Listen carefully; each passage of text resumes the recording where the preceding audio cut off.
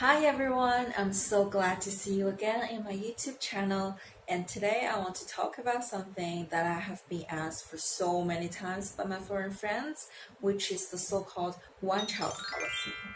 Actually, this name is not correct, but before we dig into the details of this policy, I would like to give you guys some brief introduction of the background of the time when this policy was born.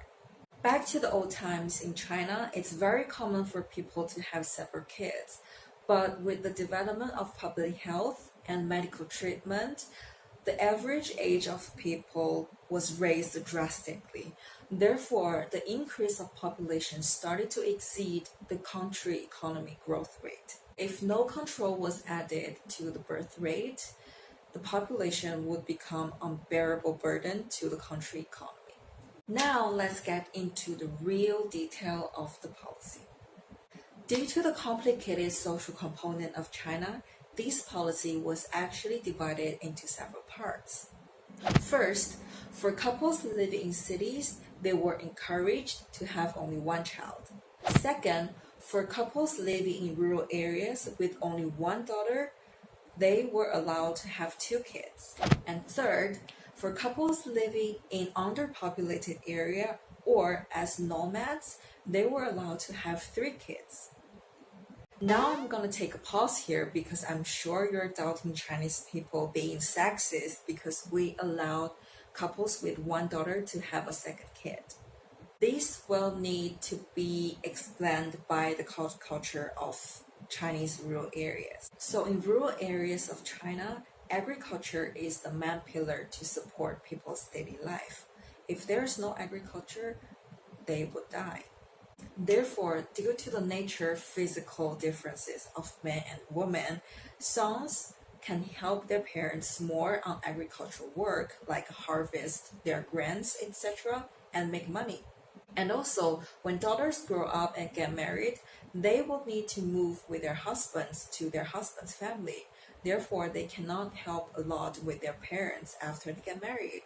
So in that case, if those couples are not allowed to have a second kid when their first kid is a daughter, their basic life would get impacted negatively. Therefore, when the government made this policy, they took that into consideration and allowed those couples to have the second kid when their first kid is a daughter. So the question here is why this policy started to be called one-child policy later on. I think this needs to be considered with the situation of China back then.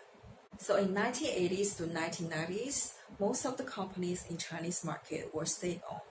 Therefore, for couples working in those state-owned companies, they need to follow the central government policy more strictly. So here I want to take my family as an example. I'm the only kid in my family, and my dad was working in a state-owned bank. So if they decided to have a second kid, my dad would lose his job and probably get fined by a certain amount of money. In that case, this encouragement of one child started to become the constraint on birth. This policy has been alive for more than 2 decades, and as the cliche saying goes, every sword has two sides. So of course, this policy has both negative and positive impacts. So let's start with negative. No, I changed my mind. Let's start with positive first. We all need some positiveness in our life. The first positive thing for this policy is that it allowed people to have a better life. So for parents with fewer kids, they had the spare resources to pursue a better life quality for themselves and also for the kids. And second positive thing of this policy is that it led to the increase of women's rights in China. This is not something special about China, but there are so many people out there who prefer boys over girls. Therefore, if there's no control on birth, some parents would pursue boys endlessly, which will make extremely more boys than girls in the society. And in that case, I don't think women has many rights as what we have right now. Therefore, due to the control on birth, the number of boys in the society was also controlled. And this ensures women in China to have more of equal rights. And the third positive point of this policy is actually what I have mentioned before, and this is to a country level. Due to this policy, the pressure of population added on the country economy got reduced. Therefore, there were less hunger and less poverty compared to the time if this policy were not implemented. Okay, so enough for the positiveness. Let's go to the negative. Actually, it's not that very exciting. So here I want to talk more about myself from my own experience. As the only child of my family, I feel like I have more pressure and burden than those people with siblings because I'm the so-called only hope of my parents and my grandparents. So they gave all the best they have to me and they want me to be successful. Therefore, if I had bad grade or if I didn't do well in my exams, my parents would feel more disappointed than the situation if I had a sibling. In other words, I'm the only one in the family to bear the pressure given by my parents. The second thing is that I feel like I have less sympathy towards people than those who with siblings, because whatever I ask, my parents, they tried their best to give it to me. So sometimes I just take it for granted. So when I think about things, I always take myself as priority. Not always, sometimes. I'm still a nice person. Yeah, so sometimes I take myself as priority, so I didn't really consider other people's feeling or other people's need.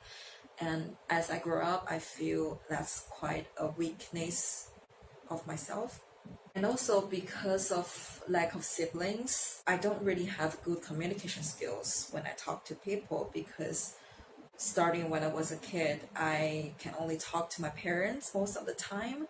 Sometimes I can talk to my friend, but compared to sibling, you can't always have friends by your side.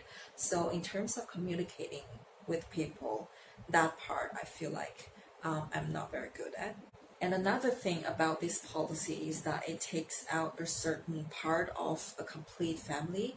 So if I have kids in the future, my kids won't have aunt or uncle because I don't have brother or sister. So that part of the family is missing. Okay, enough for negativeness. Let's get back to the positive. So this policy went to death in around 2015 and 2016. So now people in China are allowed to have two kids, no matter you're living in cities or rural areas or any provinces in China, you can have two kids. And one of the reasons that leads to the stop of this policy is because the control of the birth rate started to have some negative impact of country economy. For example, people now are living longer and longer, and the pension for old people majorly come from the work from the young laborers. So if the birth rate reduces, it means there are less labor in the market. So after a certain time, the pension for old people cannot be supported. Due to that reason and many other reasons, this policy was stopped. So that's what today's video is all about. Thank you again for watching.